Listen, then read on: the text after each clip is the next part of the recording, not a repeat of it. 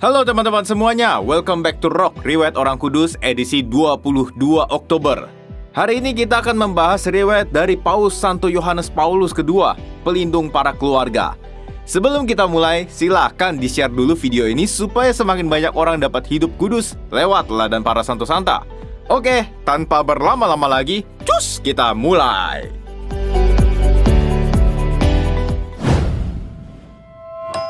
Cerita berawal tanggal 10 Februari 1906, di mana seorang pemuda bernama Karol Wojtyła disatukan dengan Emilia Kazorowska dalam perkawinan suci di Gereja Santo Petrus dan Paulus, Krakow.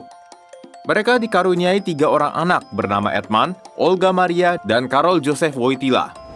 Sayangnya, keluarga kecil ini harus berpisah satu demi satu, dimulai dengan berpulangnya Olga Maria beberapa waktu setelah kelahirannya, lalu disusul oleh Ibu Emilia tanggal 13 April 1929 ketika Karol Joseph baru berusia 8 tahun.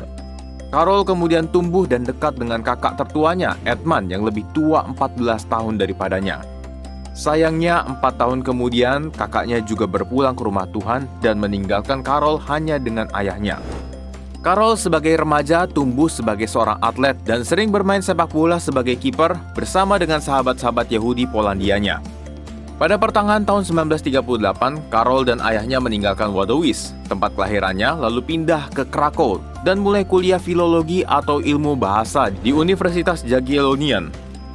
Di masa ini, kemampuan berbahasanya berkembang pesat dan tercatat dia fasih berbicara dalam 12 bahasa asing, guys. Seperti bahasa Jerman, Slovakia, Rusia, Italia, Prancis, Inggris, dan lainnya. Sayangnya di tahun 1939 dia sekali lagi harus menghadapi ujian hidup dengan adanya invasi Nazi atas Polandia. Universitasnya ditutup dan semua warga yang sehat wajib bekerja supaya tidak dideportasi ke Jerman, termasuk juga Karol. Ia pernah bekerja sebagai pelayan di restoran, lalu juga pekerja kasar di tambang batu kapur, juga di pabrik kimia sulfide. Di tengah-tengah Perang Dunia Kedua, Karol juga harus kehilangan ayahnya di tahun 1941 karena serangan jantung. Tapi ternyata ini membawa benih panggilan dalam hatinya untuk menjadi seorang pastor, guys. Bulan Oktober 1942, dia mengunjungi Wisma Uskup Agung Krakow dan menyatakan keinginannya menjadi pastor.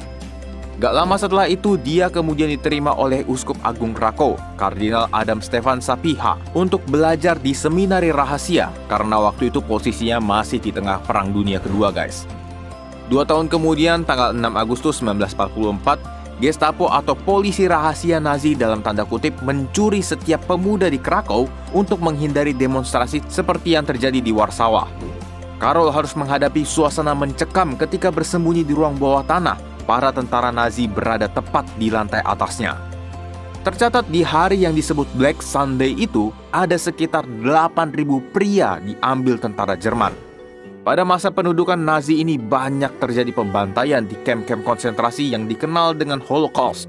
Tercatat paling tidak ada 1,4 juta orang tewas dibunuh Nazi, yang meliputi 1,1 juta orang Yahudi dan 300.000 lainnya tawanan perang Soviet dan orang Polandia. B'nai B'rith, sebuah organisasi pelayanan Yahudi, mengatakan bahwa Karol Wojtyła banyak menolong dan melindungi orang-orang Yahudi di Polandia dari kekejaman pemerintah Nazi Jerman. Syukur kepada Allah, tanggal 17 Januari 1945, Jerman meninggalkan Polandia sehingga ia dapat bersekolah dengan normal kembali bersama para seminaris lainnya. Singkat cerita, Karol Wojtyła berhasil menyelesaikan studinya dan ditabiskan di Hari Raya Semua Orang Kudus tanggal 1 November 1946. Ia kemudian belajar lagi dan hingga tahun 1954, dia berhasil memperoleh 1 gelar diploma dan 2 gelar doktor. Namun karena intervensi pemerintah komunis Polandia, dia baru secara resmi menerima gelar doktornya yang kedua itu di tahun 1957. Setahun setelahnya, tanggal 4 Juli 1958, Paus Pius ke-12 memintanya menjadi uskup pembantu dari Uskup Administrator Apostolik Keuskupan Agung Krakow, Monsignor Eugenius Baziak. Ia lalu menerima tahbisan uskup tanggal 28 September 1958 dan menjadikannya sebagai uskup termuda di Polandia dengan umurnya yang baru 38 tahun, guys. Di bulan Oktober 1962, Monsignor juga mengambil bagian dalam Konsili Vatikan kedua dan di tanggal 13 Januari 1964, Paus Paulus ke-6 memintanya menjadi uskup agung Krakow. Paus yang sama juga memilih Monsignor Karol Wojtyła sebagai seorang kardinal. Oh ya, kardinal ini adalah jabatan yang diberikan Paus kepada kaum tertabis. Beberapa kardinal dipilih sebagai penasihat Paus, dan secara umum tugas para kardinal adalah memilih Paus yang baru ketika Paus yang menjabat meninggal atau mengundurkan diri. Sebagai penasihat Paus, ia berperan dalam merumuskan ensiklik Humanae Vitae di tahun 1967 yang membahas tentang pelarangan aborsi dan juga kontrasepsi. Berlanjut ke bulan Agustus 1978, Paus Paulus ke-6 wafat. Konklav segera diadakan dan Kardinal Karol Wojtyla turut serta dalam konklav itu. Kalau ada yang menyangka bahwa konklav menunjuknya sebagai Paus, keliru ya guys. Konklav memilih Kardinal Albino Luciani dari Venesia sebagai Paus yang baru. Ia mengambil nama Paus Yohanes Paulus pertama sebagai penghormatan akan dua pendahulunya, Yohanes ke-23 dan Paulus ke-6. Namun tak disangka ternyata ia masuk dalam daftar Paus yang menjabat paling singkat, yaitu 33 hari. Ia meninggal dunia tanggal 28 September 1978, diduga karena serangan jantung. Konklav harus diadakan kembali dan kali ini Kardinal Wojtyla terpilih sebagai Paus berikutnya. Ia kemudian mengambil nama Yohanes Paulus II dan menjadi Paus non-Italia pertama setelah 450 tahun kepausan dan merupakan salah satu Paus termuda sepanjang masa di usianya yang ke-58. Selama masa kepausannya, Paus Yohanes Paulus II dikenal sebagai Paus yang suka belusukan guys. Ia melakukan perjalanan ke 129 negara dan mencatat lebih dari 1,1 juta kilometer jarak perjalanan. Setahun setelah penunjukannya, tahun 1979, ia mengunjungi Republik Dominika, Bahamas, Meksiko, Polandia, Irlandia, Turki, dan juga Amerika Serikat. Saat ia mengunjungi Polandia, ia menanamkan benih-benih semangat nasional dan gerakan solidaritas yang membawa kebebasan dan hak asasi manusia. Waktu itu pesannya sangat sederhana, jangan takut. Namun perlahan tapi pasti, pesannya ini membawa Polandia untuk memulai proses mengalahkan dominasi komunis Uni Soviet di Eropa Timur. 2 tahun setelahnya, tanggal 13 Mei 1981, Paus Yohanes Paulus II harus menghentikan belusukannya setelah ia tertembak oleh seorang narapidana dari anggota kelompok militan Grey Wolves bernama Mehmet Ali Akça. Akibat tembakan ini, Paus menderita luka tembak di bagian perut, tepatnya di usus besar dan usus kecilnya. Ia kemudian segera dilarikan ke rumah sakit Gemelli. Bapak Paus sempat koma beberapa saat dan kehilangan hampir 3/4 darahnya. Puji Tuhan, Paus Yohanes Paulus II berhasil pulih dari operasi daruratnya yang memakan waktu 5 jam itu. Ia menyatakan bahwa perawan Maria yang terberkati menolongnya dalam penderitaannya itu. Pembunuhnya lalu ditangkap dan dihukum penjara seumur hidup atas perbuatan gilanya itu guys. Mengenai motif pembunuhan Akça, banyak konspirasi dan perdebatan dari berbagai kalangan di seluruh dunia. Namun pihak Vatikan sendiri tidak terlalu memperdebatkan apa dan mengapa motif pembunuhan itu bisa ada. Fokus Vatikan pada waktu itu adalah pemulihan Paus. Setelah pulih dari luka tembaknya, Paus kemudian melanjutkan misinya membawa perdamaian di seluruh dunia. Tanggal 12 Mei 1982, ia mengunjungi Fatima di Portugal. Sekali lagi, Paus harus menderita akibat percobaan pembunuhan. Kali ini ia hendak ditusuk dengan bayonet oleh seorang pria bernama Juan Maria Fernandez y Cron, seorang pastor Spanyol yang menentang adanya Konsili Vatikan II. Ia menganggap Paus adalah agen komunis Moskow dan Marxis. Aksinya ini mampu dihentikan oleh penjaga keamanan, namun Bapak Paus terluka tapi tidak separah percobaan pembunuhannya yang pertama. Tanpa banyak mengeluh di depan media, dia kembali belusukan di tengah-tengah umat guys. Belusukan fenomenal lainnya ia lakukan 2 hari setelah Natal, tanggal 27 Desember 1983, ke sebuah penjara.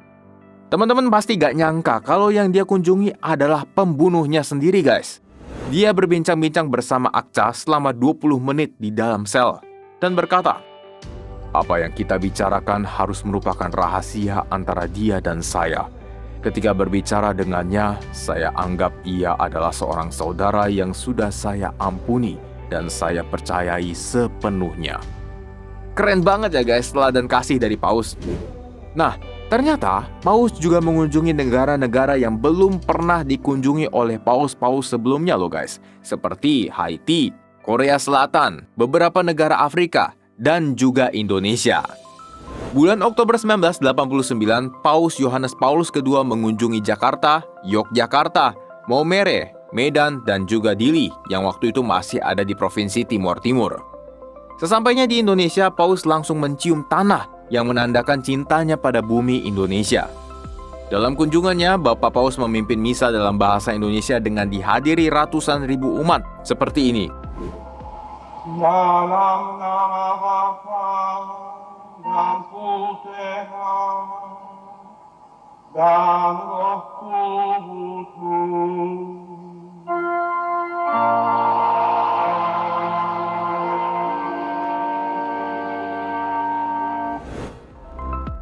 Paus pada waktu itu juga membuka dialog dengan masyarakat yang bergerak di dunia pendidikan saat kunjungannya ke Unika Atmajaya, Jakarta.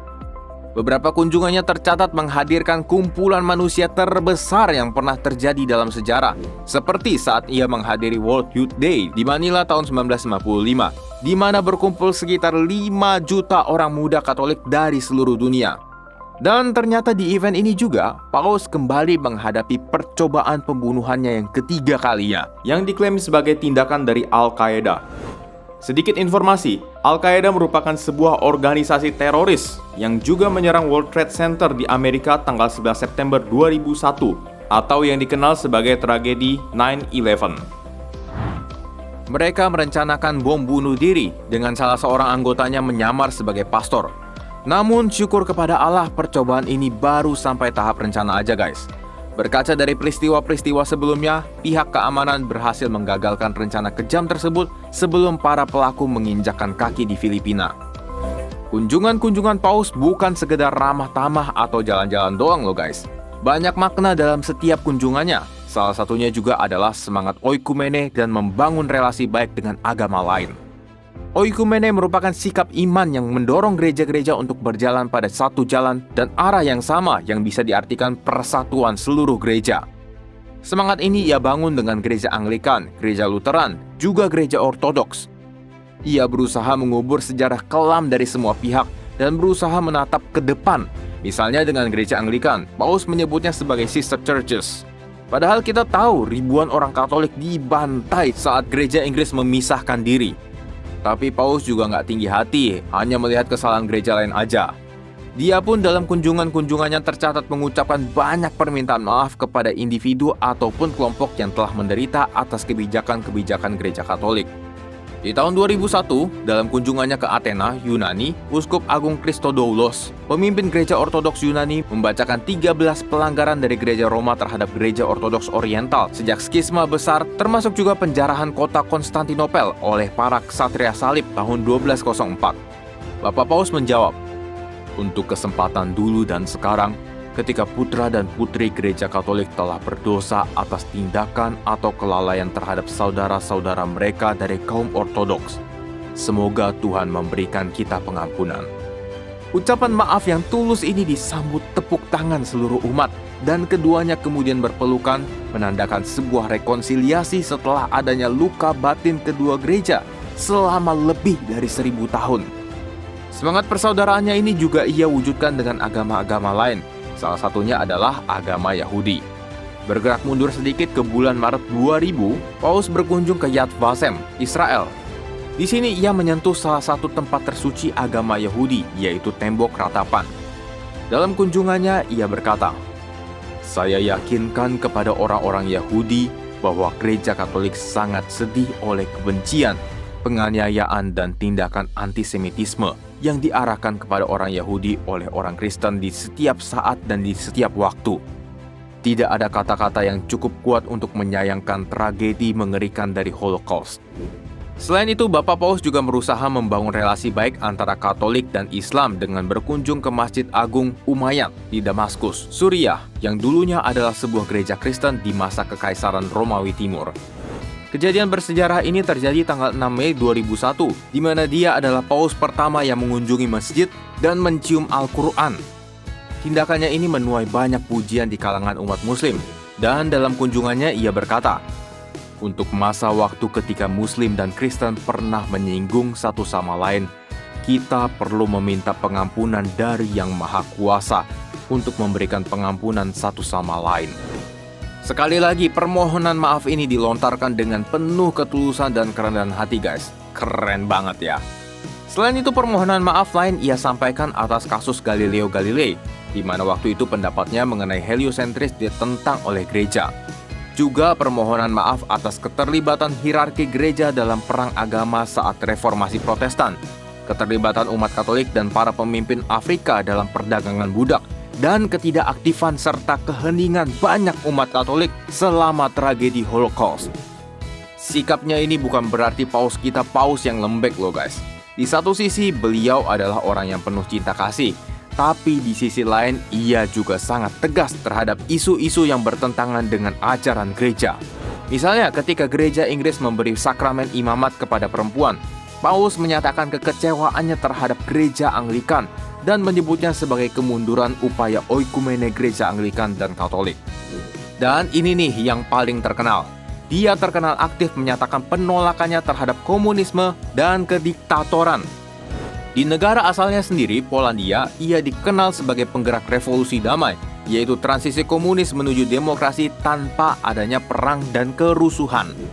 Penentangannya terhadap komunisme berasal dari keyakinannya bahwa kesetiaan utama seseorang haruslah kepada Tuhan dan hati nuraninya sendiri, bukan kepada negara. Menurutnya, komunisme menekan kebebasan beragama, ekonomi, dan politik, sehingga negara menempatkan diri menjadi semacam Tuhan alternatif. Di tahun 2003, kritik juga ia lontarkan kepada Amerika Serikat yang waktu itu menginvasi Irak, guys. Ia mengatakan ketidaksetujuannya terhadap perang. Menurutnya, perang selalu merupakan kekalahan untuk kemanusiaan. 2 tahun kemudian, 31 Maret 2005, kesehatan Paus mulai menurun drastis yang diawali dengan septic shock, sebuah gejala penyebaran infeksi yang ditandai dengan demam tinggi dan tekanan darah turun. Ia kemudian berpulang ke rumah Tuhan hari Sabtu 2 April 2005 pukul 15.30 waktu setempat. Misa Requiemnya menjadi misa dengan kehadiran umat dan kepala negara terbesar dalam sejarah.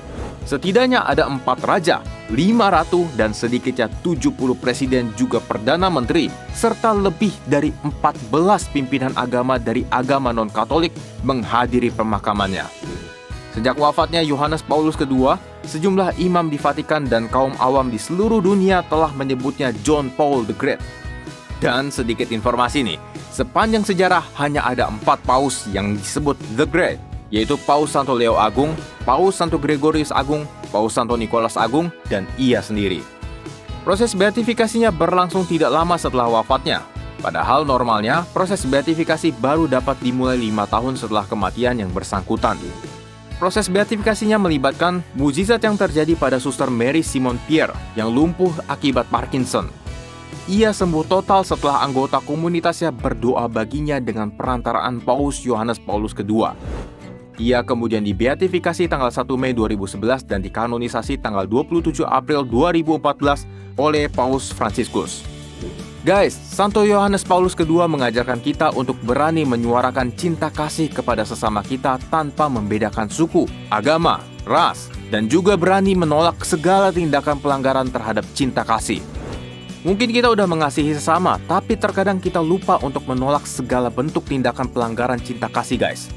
Gimana sih contohnya? Misalnya nih, kita setiap hari sebelum ke kantor memberi sedekah untuk fakir miskin. Tapi pas di kantor, ada teman kita yang korupsi, kita justru diem aja. Mungkin karena takut jadi slack, takut jabatan terancam, dan lain-lainnya. Nah, Paus mengajak kita untuk berani, guys. Seperti halnya dia berani menolak komunisme dan kediktatoran yang bertentangan dengan ajaran kasih. Dalam prosesnya, pasti nggak ada yang mulus. Paus sendiri juga sering menderita dalam karyanya. Tapi percayalah, seluruh kehidupan kita itu ada di tangan Tuhan, guys. Bayangkan, beliau 3 kali mau dibunuh, tapi selalu selamat. Iya, pembunuhan yang pertama itu nyaris membunuh nyawanya. Tapi semua itu diizinkan Tuhan terjadi karena ada rahmat yang lebih besar menanti di kemudian hari. Lewat peristiwa itu, dunia melihat cerminan kasih yang sesungguhnya, guys. Bahkan, Akca yang mau membunuh Paus akhirnya dibebaskan di tahun 2010 dan kemudian dibaptis dalam gereja Katolik. So, kita nggak perlu takut ya guys untuk terus mewartakan kasih.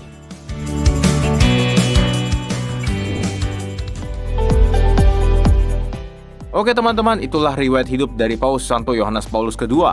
Sebagai penutup, ada kutipan menarik dari beliau yang sangat relevan dengan dunia modern sekarang ini. Kaum muda kita terancam oleh teknik jahat periklanan yang membuat mereka menghindari kerja keras dan berharap mendapat kepuasan cepat atas segala sesuatu yang mereka inginkan.